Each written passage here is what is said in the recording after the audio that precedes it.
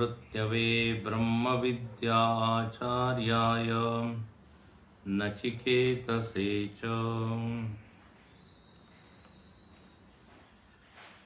अशब्दमस्पर्शमरूपम् अव्ययम् तथा रसं नित्यमगन्धवच्च यत् अनाद्यनन्तं महतः परं ध्रुवं निचायतन्मृत्युमुखात् प्रमुच्यते।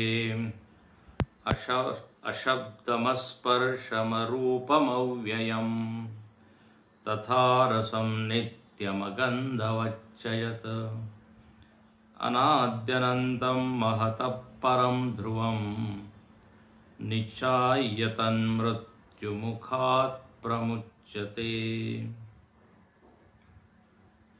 श्रुति माता इस मंत्र में आत्म तत्व के लक्षण बताती है। जैसा कि पीछे के मंत्र में बताया गया कि यह तत्व अति सूक्ष्म है, सामान्य बुद्धि वालों को ये पकड़ में आता नहीं, ग्रहण होता नहीं। तत्वस्पर्शी बुद्धि बहुत कम लोगों की होती है, इसलिए उसकी कठिनता को बताने के लिए यहां पर पिछले मंत्र में कहा कि क्षुरस्य धारा, लेकिन कठिन है इसलिए कोई इसको प्राप्त ही नहीं करता, ऐसा नहीं है। गीता में आता है बहवो ज्ञान तपसा, बहुत सारे लोगों ने ये तप किया, कठिनाइयों को सहन किया, जो भी बाधाएं थी उनको दूर किया और तत्व की उपलब्धि उन्होंने प्राप्त की। अब बोले ये अति सूक्ष्म है, तो क्यों सूक्ष्म है, आप ऐसा क्यों कह रहे हैं? तो यहां श्रुति कहती है क्योंकि उसमें एक भी गुण नहीं है। शब्दादि जो जगत पंच गुणात्मक है, जगत की प्रत्येक वस्तु में ये गुण है। शब्द है, स्पर्श है, रूप है, रस है, गंध है। लेकिन चूंकि ये गुण रहित होने के कारण वो है, उसका अस्तित्व है, ये मानना भी कठिन हो जाता है। तो निर्गुणत्वात्, निर्गुण होने के कारण कठिन है। तो पहला लक्षण बताया निर्गुण। पंच महाभूतों में तारतम्य से आप देखें तो पृथ्वी सबसे अधिक स्थूल है, आकाश सबसे अधिक सूक्ष्म है। उसमें केवल एक ही गुण है, शब्द गुण। और जो आकाश के भी पीछे है, आकाश का भी जो कारण है, तो बोले वो निर्गुण है। तो पहला लक्षण तो बताया निर्गुण। चूंकि वो निर्गुण है इसलिए उसमें किसी भी प्रकार का व्यय नहीं है। जहां जहां गुण है वहां वहां व्यय है। इसको कहते हैं व्याप्ति। एक शब्द आता है व्याप्ति, उसका अर्थ होता है सहचार्य लक्षणम, सहचार दर्शनम, सहचार दर्शनम।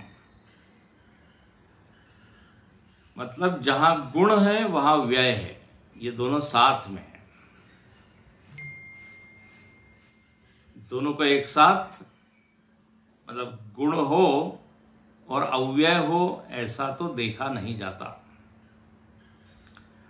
तो इस व्याप्ति के आधार पर यहां पर श्रुति कहती है अव्ययम, क्योंकि अशब्दादिमत, ये अशब्दादि होने के कारण व्यय नहीं है,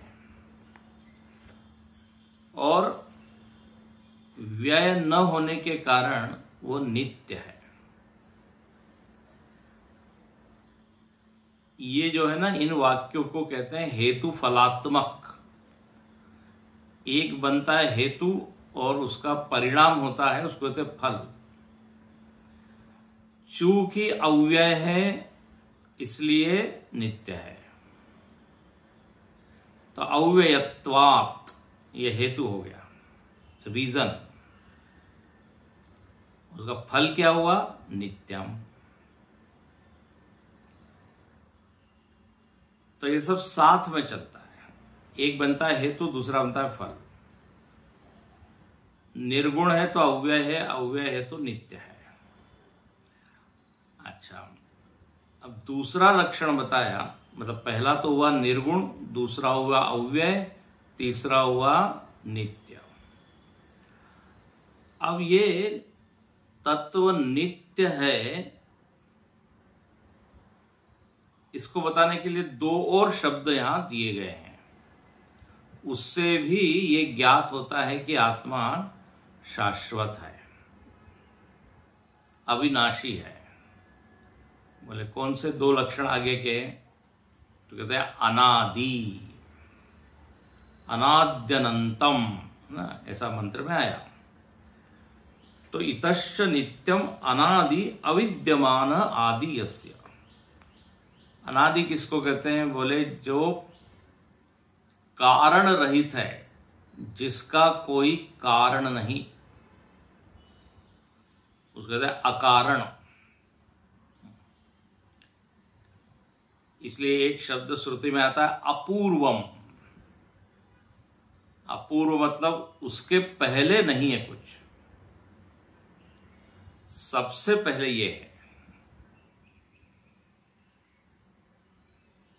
कुछ भी नहीं था तो ये था।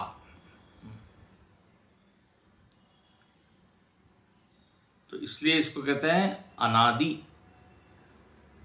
अच्छा, और जिसका आदि होता है वो चीज अनित्य होती है, जिसका प्रारंभ होता है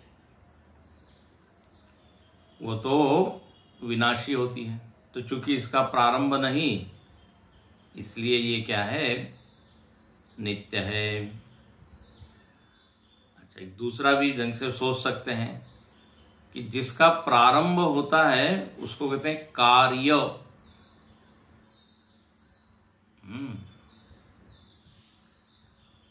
और जहां से प्रारंभ होता है उसको कहते हैं कारण।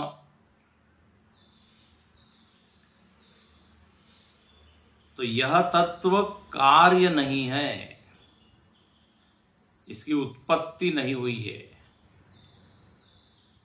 जो भी कार्य होगा वो मरेगा, क्योंकि कार्य नहीं है इसलिए क्या है? नित्य है। इदं तु सर्व कारणत्वात् अकार्यम अकार्यत्वात् नित्यम। तीसरी पंक्ति देखिए, न तस्य कारणमस्ति यस्मिन् प्रलीयते। इसका कोई कारण नहीं है, जहां की मर के ये उसमें विलीन होगा। तो यहां तक कल हम आए थे, अनादि होने के कारण नित्य है। तो निर्गुण, अव्यय, नित्य और अनादि, ऐसे चार लक्षण यहां पे तत्व के बताए। अब पांचवा लक्षण बताते हैं अनंतम। अनाद्यनंतम महतः परम ध्रुवम। तो अनंत का अर्थ क्या है? तो देखिए चौथी पंक्ति,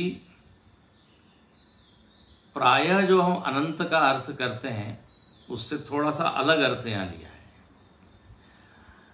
अनंत का अर्थ हम क्या करते हैं कि जो देश काल वस्तु में असीमित है, देश काल वस्तु में जिसकी कोई सीमा नहीं, जो हर देश में है, जो हर काल में है, जो हर वस्तु में है, उसको कहते हैं अनंत।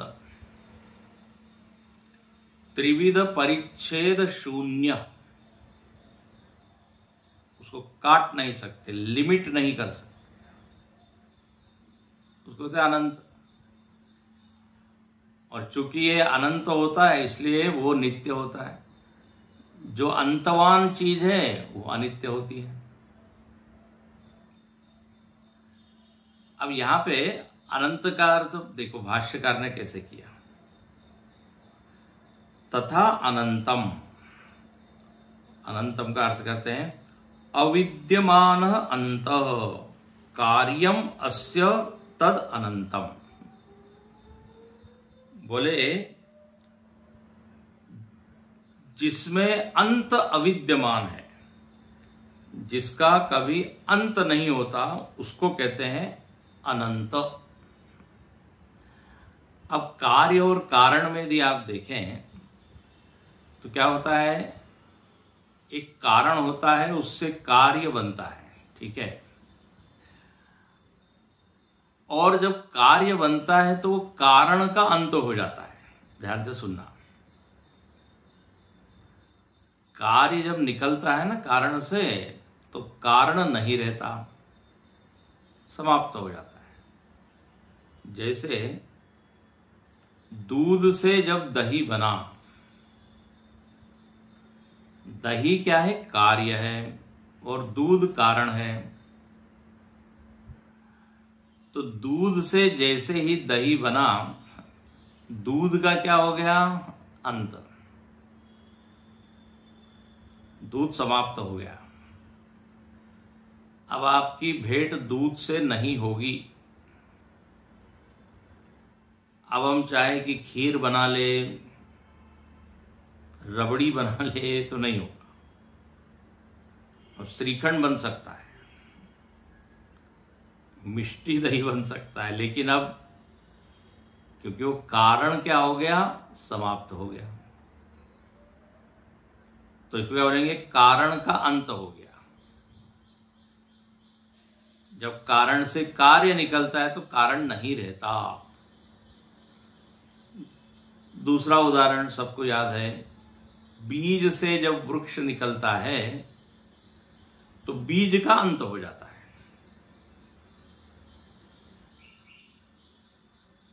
जब उसमें से अंकुरण हो गया, पौधा बन गया, अब बोले जरा हम देखें वो बीज जिससे ये अंकुरण हुआ, तो वही बीज नहीं मिलेगा, दूसरा बीज मिलेगा, लेकिन उसी बीज से आप मुलाकात नहीं कर सकते। तो यहां बताया क्या जा रहा है कि जो कारण होता है ना, वो अंतवान होता है जब उसमें से कार्य निकलता है। बहुत ध्यान से सुनिएगा।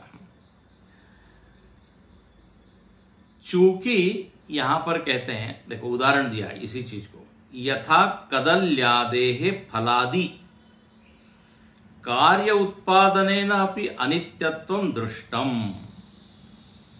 बोले जैसे केला है, तो केले का फल निकला तो वो पेड़ जो है वो भी फिर क्या, खत्म हो गया।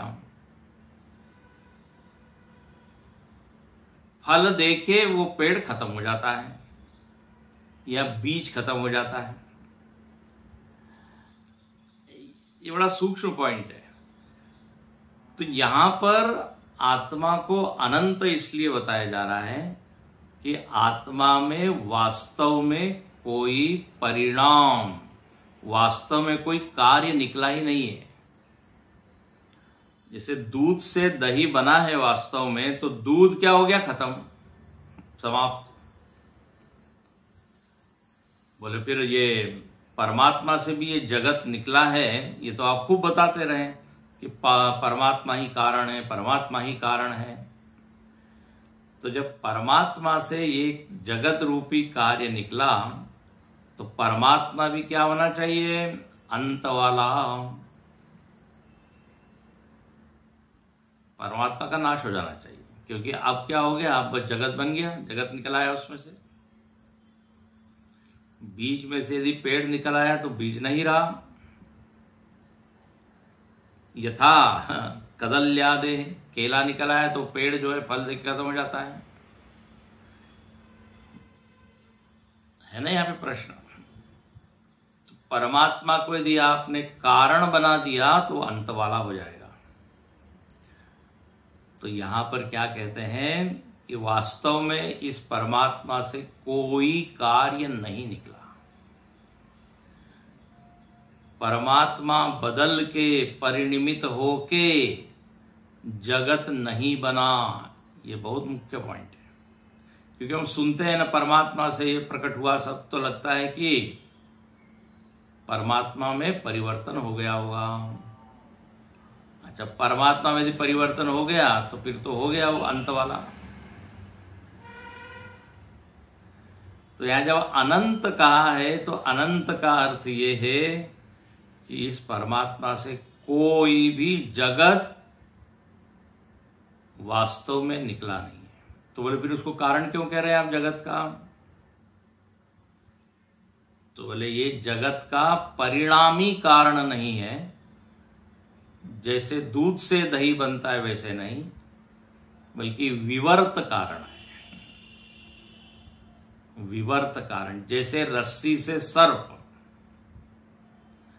ये यहां पे लागू होता है उदाहरण, दूध दही वाला नहीं।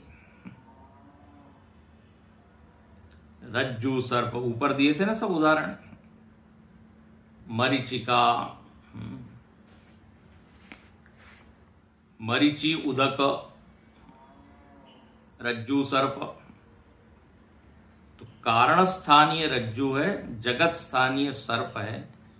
तो सर्प का कारण है रज्जू, लेकिन ऐसा थोड़ी होता है कि रज्जू का अंत होके फिर उसमें से सर्प निकलता है।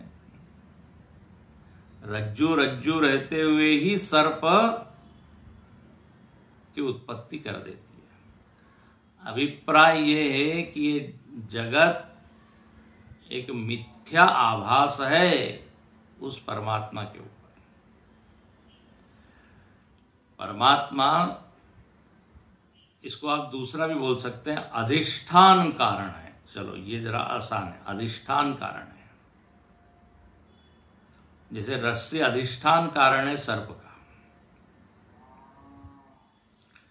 तो चूंकि वास्तव में कारण में कोई बदल नहीं हुआ है, इसलिए कारण अनंत ही है, उसमें कोई कार्य निकला नहीं। इसलिए उपनिषद में एक श्रुति आती है, नायम कुतश्चित न बभूव कश्चित।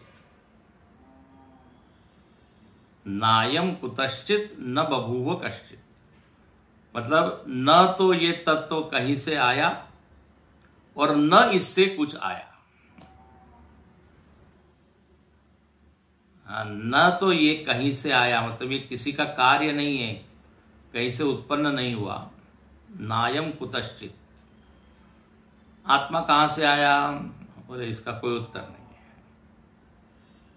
तो न इसका कारण है, न इसका कोई कार्य है, वास्तविक कार्य। हाँ, ये जानबूझ के शब्द बोल रहा हूं। इसलिए श्रुति एक आती है, अपूर्वम अनपरम। ये तत्व के पहले कुछ नहीं और तत्व के बाद कुछ नहीं, तत्व ही है केवल, यही जगत का सत्य है। ओहो, तो चूंकि इसमें से कोई वास्तव में कार्य निकला नहीं, इसलिए वह अंतवान नहीं है, अनंत है। क्योंकि वास्तविक कार्य जब होता है तो कारण का तो अंत हो जाता है। तो कार्य उत्पादनेन अपि अनित्यत्वम दृष्टम, कार्य के उत्पादन से अनित्यता देखी जाती है। लेकिन न तथा अपि अंतवत्वम ब्रह्मणः अतः अपि नित्यम, ब्रह्म का अंत नहीं होता क्योंकि वो वास्तव में कारण नहीं है, विवर्त कारण है, अधिष्ठान कारण है, परिणामी कारण नहीं है। इसलिए वो जस का तस है, नित्यम। तो अनादि होने के कारण नित्य है और अनंत होने के कारण नित्य है, ऐसा यहां कहा। तो बार बार आप सुनिएगा तो आपको पकड़ में आ जाएगी बात। अब अगला लक्षण बताते हैं कि महतः परम ध्रुवम। अगला लक्षण है जो महत से परे हैं। महत से परे मतलब यहां महत का अर्थ भाष्यकार करते हैं बुद्धि। महतो महत्वात् महत्तत्वात् बुद्ध्याख्यात, जिसको बुद्धि कहा जाता है, इस महत को बुद्धि कहते हैं। इस बुद्धि से परम है ये तत्व। परम का अर्थ क्या करते हैं? विलक्षणम। परम का अर्थ हम पीछे देख चुके हैं, जहां पर बताया है जो प्रत्यगात्मा है, जो सूक्ष्म है, जो व्यापक है। यहां पर परम का अर्थ क्या? विलक्षण। बुद्धि से विलक्षण ये आत्मा है। विलक्षण मतलब जो बुद्धि के लक्षण है वो लक्षण आत्मा के लक्षण से मिलते नहीं हैं, उसके लक्षण अलग है। विलक्षण बोले क्या है? बुद्धि के लक्षण और आत्मा के लक्षण में क्या फर्क है? तो यहां लिखते हैं नित्य विज्ञप्ति स्वरूपत्वात् सर्व साक्षी। ये आत्मा कैसा है? तो बोले नित्य विज्ञप्ति स्वरूप है, ज्ञान स्वरूप है, जिसका ज्ञान खंडित नहीं होता। सतत जो एक रस ज्ञान है उसको बोलते चित रूप, बोलते ना सच्चिदानंद में चित्त, चैतन्य रूप। लेकिन बुद्धि का जो ज्ञान है उसमें तरतम भाव होता है। कभी वो तीव्र होती है, कभी वो मंद होती है। और बुद्धि का जो ज्ञान है उसको कहते हैं धारा ज्ञान। उसको विज्ञान धारा भी कहते हैं, क्षणिक विज्ञान कहते हैं। बुद्धि का ज्ञान वृत्ति रूप है।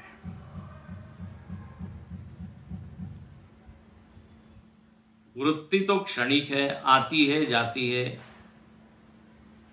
लेकिन आत्म तत्व कैसा है? विज्ञप्ति स्वरूप मात्र, ज्ञान स्वरूप है। और कहते हैं सर्व साक्षी। जो भी चीज उसके सामने आती है उसको वो प्रकाशित कर देता है। ये है आत्म तत्व का लक्षण, सर्व साक्षी। बुद्धि का भी वो साक्षी है। बौद्धाः प्रत्ययाः प्रतिबोध विदितम मतम में आया था कि हर वृत्ति का जो प्रकाशक है वो ये प्रत्यगात्मा है जो नित्य है। बुद्धि की तरह आने जाने वाला नहीं है इसका ज्ञान। जैसे सूर्य जो है नित्य प्रकाश स्वरूप है। सूर्य कहते ही प्रकाश, लेकिन बल्ब कहते ही प्रकाश नहीं होगा, क्योंकि बल्ब है लेकिन इलेक्ट्रिसिटी नहीं है तो, या बल्ब है लेकिन फ्यूज है तो ये बुद्धि जो है बल्ब की तरह है, फ्यूज हो जाती है, कभी कंफ्यूज होती है, कभी ये रिफ्यूज करती है। तो जो बदलने वाली है, लेकिन ये कैसा है? नित्य विज्ञप्ति स्वरूपत्वात् सर्व साक्षी, साक्षी रूप है। और सर्व साक्षी, यहां पर एक शब्द बड़ा अच्छा है, सर्व साक्षी मतलब सारी बुद्धियों के साक्षी है। मेरे बुद्धि का साक्षी ऐसा नहीं। इसलिए ब्रह्मानंदम परम सुखदम, वो जो श्लोक है उसमें आता है सर्वधि साक्षी भूतम। हमारे बुद्धि का यदि साक्षी है तो दूसरे के बुद्धि का भी है। इसका आप सहज ही अनुमान कर सकते हैं, उसका अनुभव तो नहीं कर सकते हैं। हमारे विचारों को तो साक्षी देख रहा है, ये तो हम जान सकते हैं, लेकिन उसके विचारों को हम नहीं जान सकते। लेकिन हम ये जरूर अनुमान कर सकते हैं कि यदि हमारे विचारों को हमारा साक्षी जान रहा है तो उसके भीतर भी वही बैठा है। सबके भीतर का ये अनुभव एक सा है कि सारी वृत्तियां जानी जाती है। सब लोग बोलते हैं कि नहीं? तो सारी वृत्तियां यदि जानी जा रही है तो सारी वृत्तियों का फिर साक्षी एक होना चाहिए। तो सर्व साक्षी, ये सर्व शब्द इसलिए डाला है कि कोई ये न समझे कि आत्मा केवल हमारी बुद्धि के पीछे ही है। इसलिए लिखते हैं सर्वभूतात्मत्वात्। ये सर्व साक्षी है क्योंकि सारे भूतों की आत्मा है, और सारे भूतों की आत्मा होने के कारण वो ब्रह्म है। सर्वभूतात्मत्वात् ब्रह्म।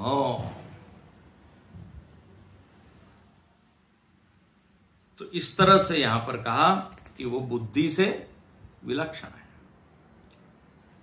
बुद्धि जिसके कारण काम करती है, बुद्धि में जिसकी चेतना आती है, और फिर बुद्धि में जानने की सामर्थ्य आती है। प्रतिबिंबित चेतन है ना बुद्धि में, तो रिफ्लेक्टेड कॉन्शियसनेस बुद्धि में, और जो कॉन्शियसनेस है वो साक्षी है। तो इस तरह विलक्षणम, इसलिए कहते हैं महतः परम। उक्तम ही एष सर्वेषु भूतेषु इत्यादि। सारे भूतों में ये साक्षी है, पहले ही बता दिया गया है। एष सर्वेषु भूतेषु गूढ़ो आत्मा न प्रकाशते। तो सब में यह साक्षी रूप से विद्यमान है। अब अगला लक्षण कहते हैं ध्रुवम। अगला है ध्रुवम। ध्रुवम का अर्थ होता है ध्रुवम च कूटस्थम। ये ध्रुव है, मतलब अस्थिर नहीं है, हिलने डुलने वाला नहीं है, कूटस्थ है, अचल है, नित्य है। भाष्यकार लिखते हैं ध्रुवम च कूटस्थम नित्यम न पृथिव्यादिवत आपेक्षिकम नित्यत्व। हाँ, बोले ये नित्य है, लेकिन ये आपेक्षिक नित्य नहीं है। ये बड़ा अच्छा है, आपेक्षिक नित्य। आपेक्षिक नित्य जैसे पृथ्वी आदि। अब बीज की अपेक्षा से पृथ्वी नित्य है कि नहीं? बीज को आपने बोया, वो अंकुरित हुआ, पेड़ बना, तो बीज तो गया, लेकिन पृथ्वी वही है। उस पृथ्वी में दूसरा बीज है, तीसरी फसल है। तो फसल, बीज, पेड़, पौधे, फल, इनकी अपेक्षा से पृथ्वी नित्य है। इसको क्या बोलेंगे? आपेक्षिक नित्य, रिलेटिवली रियल। हाँ, ब्रह्म दृष्टि देखा जाए तो पृथ्वी भी क्या हो जाएगी? अनित्य।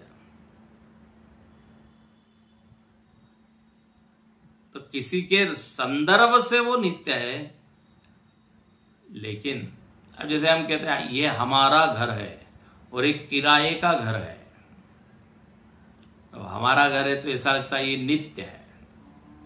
किराए के घर के तुलना से अपना घर नित्य है, क्योंकि किराए के घर से हमको निकाला जा सकता है। 1 वर्ष 2 वर्ष, चलो हरिओम निकलो। अब अपना घर चाहिए, क्यों? ताकि कोई निकाल ना सके। तो ऐसा लगता है मानो कि हमारा घर बिल्कुल हमेशा के लिए नित्य हो गया। नहीं, आपेक्षिक नित्य है। ऐसे अनेक घर बने और वो टूट गए, खंडहर हो गए, तो आपेक्षिक। तो ये परम तत्व किसी की अपेक्षा से नित्य नहीं है, किसी के रिलेटिवली रियल नहीं है, एब्सोल्युटली रियल। परमार्थ सत्य है। इसलिए ध्रुवम, देश काल के चलते जिसका नाश संभव नहीं है। पृथिव्यादिवत आपेक्षिकम नित्यत्वम नो। तो ऐसा ही देखो 6 लक्षण बताएं अब तक। निर्गुण है, अव्यय है, नित्य है, अनादि है, अनंत है, बुद्धि से विलक्षण है, ये 6ठा हो गया। और ध्रुवम, ये क्या हो गया? ध्रुवम, ये 7वां लक्षण। इस तरह से इस तत्व के लक्षण यहां बताए। अब कहते हैं जो इसको जानता है, निचाय, निचाय का अर्थ होता है रियलाइज, जानता है। भाष्यकार अर्थ करते हैं अवगम्य, तद एवं भूतम ब्रह्मात्मानम। देखो तुरंत बढ़िया से लिख दिया, बोले जो इस प्रकार का ये जो आत्मा है यही ब्रह्म है। क्योंकि ब्रह्म के सारे लक्षण घट रहे हैं, सारे भूतों की आत्मा है, सारे बुद्धि का साक्षी है। तो इस तरह से ये आत्मा ब्रह्म के लक्षणों वाला है। इसलिए ब्रह्मात्मानम, ब्रह्म एव आत्मा, आत्मा एव ब्रह्म।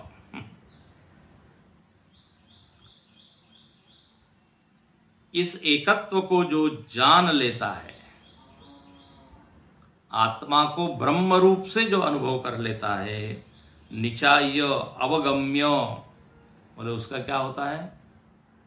तम आत्मानम मृत्यु मुखात प्रमुच्यते, वो मृत्यु के मुख से छूट जाता है।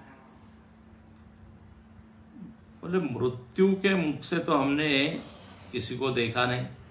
बड़े बड़े ज्ञानी लोग, सभी लोगों का मरण हुआ है। आदि शंकराचार्य से आप शुरू कीजिए, एक से एक बड़े बड़े ज्ञानी हुए, ब्रह्मनिष्ठ कहे हुए, वो भी क्या है, मृत्यु से तो छूट नहीं पाए हैं। आप कैसे बोल रहे हैं कि मृत्यु से छूट गए? श्रुति कह रही, बोले श्रुति कह रही है तो क्या हुआ? तो यहां ऐसा है, ये वाक्य घटते हुए नहीं दिखाई देता, सभी मरते हुए दिखते हैं। बोले ऐसा है, आपने मृत्यु शब्द का अर्थ क्या लिया है? मृत्यु शब्द का अर्थ आप यदि समझ जाएं तो आप ये स्वीकार करेंगे कि सभी ज्ञानी लोग मृत्यु से छूट गए। बोले क्या अर्थ है मृत्यु का? आप कह रहे हैं मृत्यु शब्द का अर्थ आपको समझना चाहिए, तब आपको ये वाक्य समझ में आएगा। तो यहां भाष्यकार लिखते हैं मृत्यु मतलब मृत्यु गोचरात अविद्या काम कर्म लक्षणात् प्रमुच्यते वियुज्यते। मृत्यु का एक विशेष अर्थ है, अविद्या काम और कर्म से छूट जाना, ये मृत्यु है। इसको अंडरलाइन कर लीजिए। मृत्यु का लक्षण क्या बताया? अविद्या काम कर्म। प्राय मृत्यु का अर्थ जो सामान्य अर्थ है वो क्या? शरीर का छूट जाना, शरीर का विच्छेद हो जाना उस जीव से, उसको कहते हैं ये जीव का शरीर से विच्छेद हो जाना। लेकिन ये विच्छेद क्यों हुआ ये तो जानना चाहिए ना। और ये विच्छेद कब तक होते रहेगा, मतलब कब तक हम मरते रहेंगे? वो कहते हैं ना, अज्ञानी व्यक्ति का मरण होता है मरने के लिए। हम लोग मरने के लिए मरते रहते हैं। तो ये क्या, ये आएगा वाक्य आ गया, मृत्यु से मृत्युम गच्छति। उसका मतलब है मृत्यु के पीछे बहुत सारी चीजें हैं, जब तक उनको खत्म नहीं करेंगे ये मरण से मुक्ति नहीं मिलेगी। और मरण के पीछे क्या है? तो मरण का हेतु है कर्म, कर्म का फल है मरण। कर्म का फल ये शरीर है, रोग है, बुढ़ापा है, और अंतिम फल क्या? मरण। तो मरण में हेतु है कर्म, कर्म में हेतु है काम, इच्छा। इच्छा नहीं होगी तो कर्म कैसे होगा? और इच्छाओं की उत्पत्ति होती रहेगी जब तक अविद्या है। तो काम का हेतु अविद्या। तो अविद्या से जन्म कामना का, कामना से कर्म का, कर्म से फल, शरीर मिलेगा, फिर मरण होगा। तो बोले मृत्यु से छूटने का मतलब है कर्म से छूटना। कर्म से छूटने का मतलब कामना से छूटना। और कामना से छूटने का मतलब है उसका जो बीज है अविद्या, उसका नाश होना। तो ये है मृत्यु।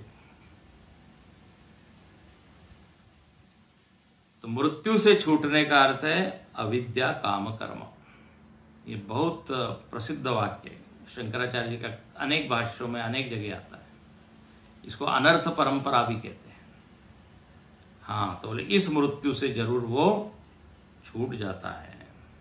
वियुज्यते, इस तरह यहां पर ये श्रुति को जितना ज्ञान देना था वो सब यहां ज्ञान दे दिया। अब अंतिम दो जो मंत्र है ये उपसंहारात्मक मंत्र है। भाष्यकार लिखते हैं प्रस्तुत विज्ञान स्तुत्यर्थम आह श्रुति ही। ये जो विज्ञान अभी तक बताया उस विज्ञान की स्तुति के लिए ये अंतिम दो मंत्र हैं। इसको पढ़ते हैं।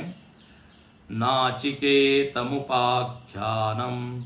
मृत्यु प्रोक्तम सनातनम उक्त्वा श्रुत्वा च मेधावी ब्रह्मलोके महीयते य इमं परमं गुह्यं श्रावयेत् ब्रह्म संसदि प्रयतः श्राद्धकाले वा तदानन्त्याय कल्पते तदानन्त्याय कल्पत इति। यहां पे कहते हैं 16वें मंत्र में नाचिकेतम उपाख्यानम मृत्यु प्रोक्तम। बोले जो नाचिकेत उपाख्यान था, देखो अब ये पूरे प्रसंग को नाम दिया नाचिकेत उपाख्यान। वैसे तो देखो जो वक्ता होता है उसके नाम से कोई चीज प्रसिद्ध होती है, जैसे भगवत गीता, राम गीता, अष्टावक्र गीता जिसने बोला है। लेकिन यहां देखो विलक्षण है, श्रोता के नाम से ये उपाख्यान प्रसिद्ध है। नाचिकेता, नचिकेत सा प्राप्तम, नचिकेता को जो ये प्राप्त हुआ ज्ञान, बोले इसलिए इसका नाम हुआ नाचिकेतम उपाख्यान। श्रोता के नाम से प्रसिद्ध है। इसलिए भाष्यकार प्रारंभ में भी यमाचार्य को तो प्रणाम करते ही है, नचिकेत से च रोज हम प्रणाम करते हैं। इतना देखो ऊंचा स्थान दिया है शंकराचार्य ने, क्योंकि स्वयं श्रुति में ये आया है कि नचिकेता को ये विज्ञान प्राप्त हुआ। किसके द्वारा प्राप्त हुआ? मृत्यु प्रोक्तम, मृत्यु ना प्रोक्तम, साक्षात मृत्यु यमाचार्य यमराज ने इस विज्ञान को दिया। मृत्यु प्रोक्तम इदम आख्यानम, उपाख्यानम। बोले उपाख्यान में क्या क्या आ गया? तो यहां भाष्यकार लिखते हैं वल्लीत्रय लक्षणम। अभी तक जो हमने 3 वल्लियां पढ़ी, उन 3 वल्लियों को ही नाचिकेत उपाख्यान कहा। अभी तक का जो वल्लीत्रय लक्षणम। और ये जो विज्ञान है कैसा है? सनातनम। श्रुति कहती है सनातनम। सनातनम का अर्थ किया चिरंतनम। बोले ये उपाख्यान चिरंतन है, हमेशा रहने वाला है। बोले चिरंतन क्यों है? तो श्रुति भाष्यकार लिखते हैं वैदिकत्वात्, बहुत ही सुंदर ये हेतु दिया। बोले ये वैदिक है, वेद का भाग है। और वेद कैसे है? सनातन। ये इतिहास नहीं है, याद रखना, ये इतिहास का भाग नहीं है, वेद का भाग है ये उपाख्यान। इतिहास कहते ही वो चीज अनित्य हो जाती है। इतिहास में घटी हुई घटना, तो घटना बोलते ही क्या हो जाता है? एक काल विशेष में वो चीज हुई, उसके बाद नहीं रही। वेद जो है वो अपौरुषेय है, ऐतिहासिक पुस्तक नहीं है। वेद को इतिहास जैसे ही आपने बोला वो पौरुषेय हो जाएगी। इतिहास की किताबें तो लिखी जाती है ना इतिहासकारों के द्वारा। यहां लिखते हैं वैदिकत्वात् चिरंतनम, ये उपाख्यान वैदिक है। वैदिक होने के कारण ये सनातन है। और उक्त्वा श्रुत्वा च मेधावी, जो कोई व्यक्ति मेधावी इसको सुनकर बोलता है, श्रुत्वा उक्त्वा, श्रुत्वा मतलब जिसने श्रवण किया, श्रवण करके, उक्त्वा बोल करके मतलब बोलता है। पहले श्रवण करता है फिर प्रवचन करता है, ऐसा। किससे सुनता है? तो बोले आचार्येभ्य, यहां पे लिखते हैं भाष्यकार आचार्येभ्य, आचार्यों से उसने सुना। और कैसे सुना? तो पिछले याद रखिए, वर्ण पूर्वक श्रवण किया। आया था नायम आत्मा प्रवचनेन लभ्य न बहुना श्रुतेन। केवल श्रवण या केवल प्रवचन से इसकी प्राप्ति नहीं होती, वर्ण पूर्वक सुना है। ऐसा व्यक्ति जब बोलता है तो उसका प्रभाव होता है। तो यहां लिखते हैं आचार्यों से उसने सुना और सुनाया, उक्त्वा। किसको सुनाया? ब्राह्मणेभ्य, ब्राह्मणों को सुनाया। ब्राह्मणों के समक्ष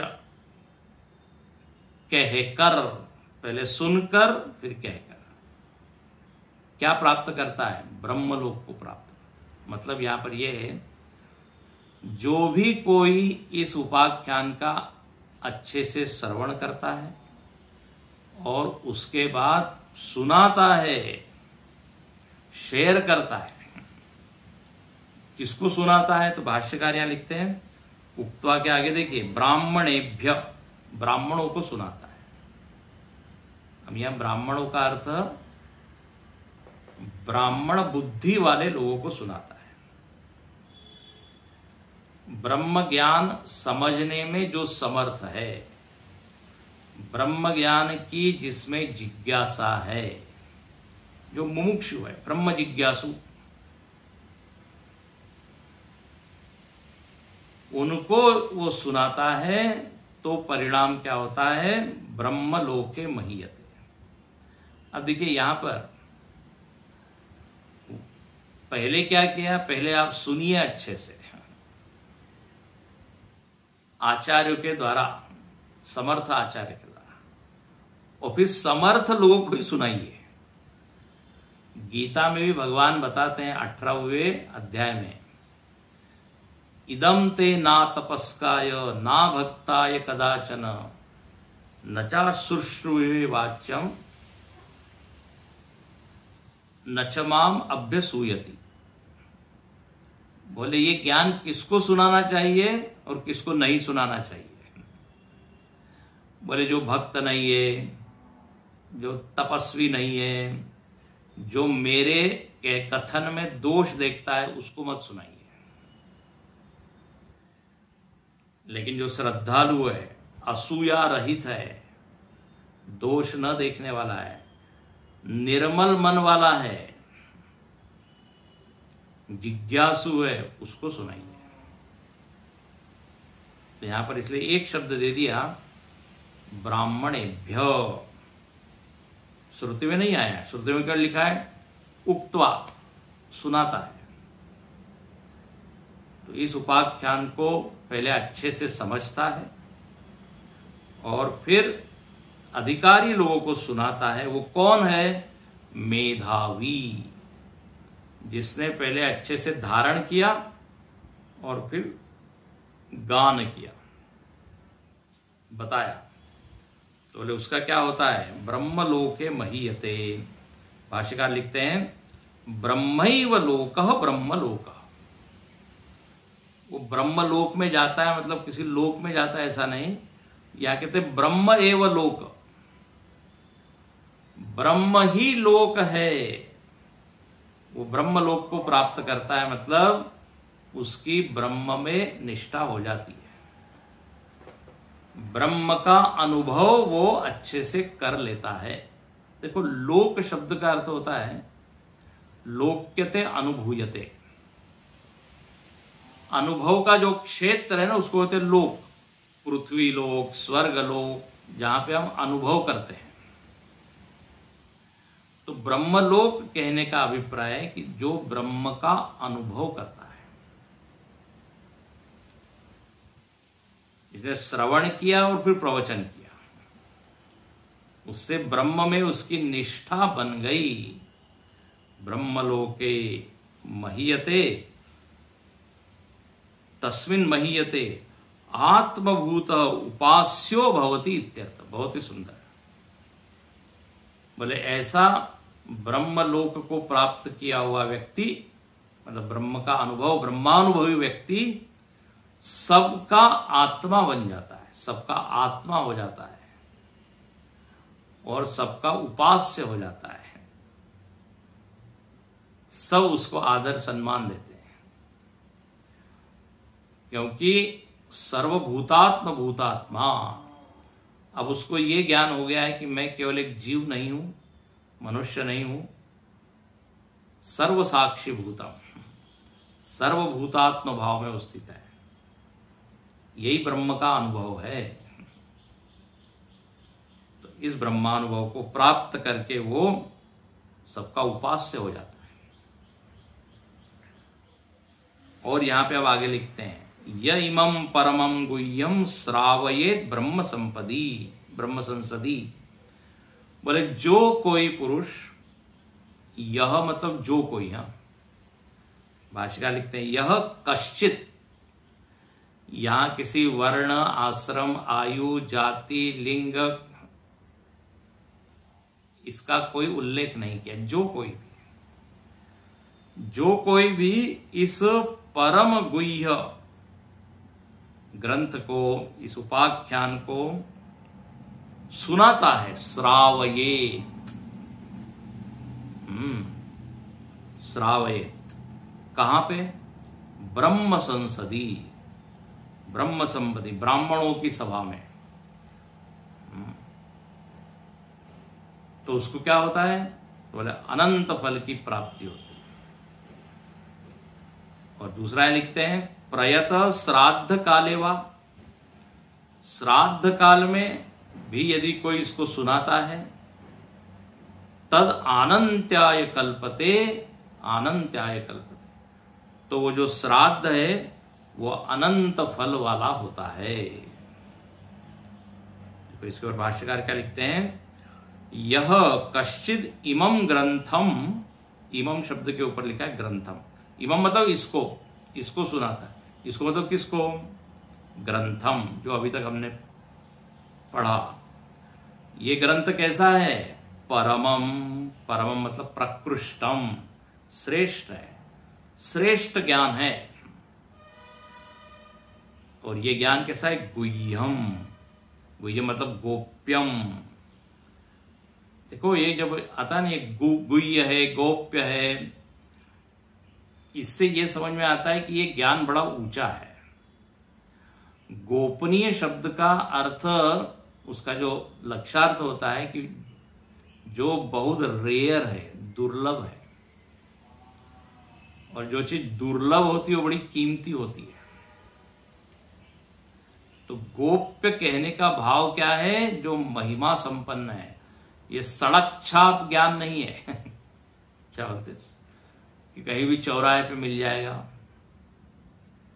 मार्केट में, पान की दुकान पे, बोले नहीं।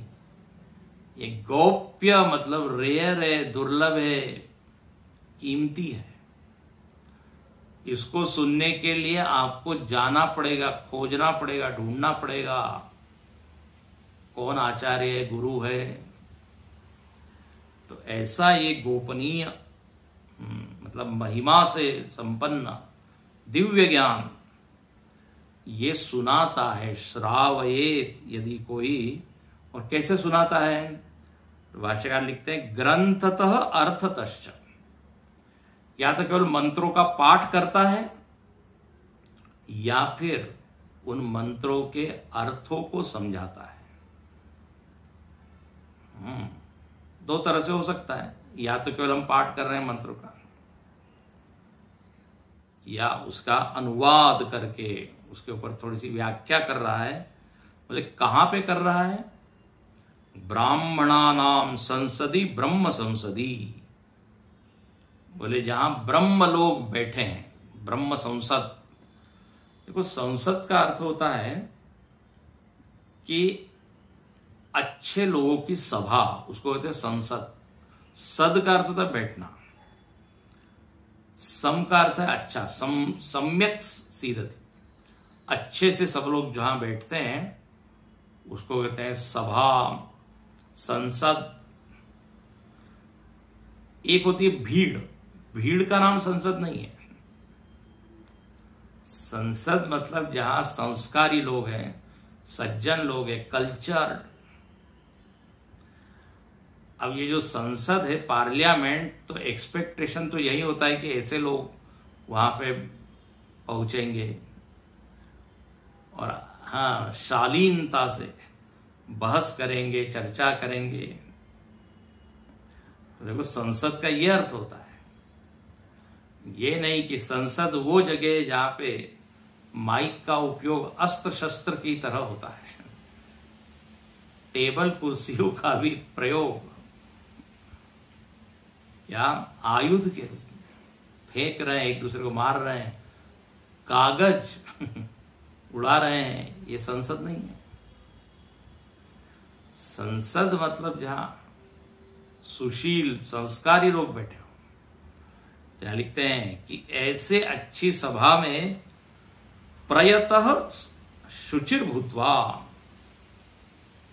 पवित्र होकर यदि कोई वो सुनाता है। अच्छा, अब कब सुनाता है? एक तो सामान्य अवस्था है जब सुनाता है, उसका भी लाभ है, लेकिन यहां लिखते हैं श्राद्ध काले वा का मतलब है पहला ऑप्शन ये कि ब्राह्मणों की सभा में वो सुना रहा है, अच्छे लोगों की सभा में। श्राद्ध काल नहीं है। वा का मतलब है जहां सब लोग बैठे हुए हैं और श्राद्ध काल है।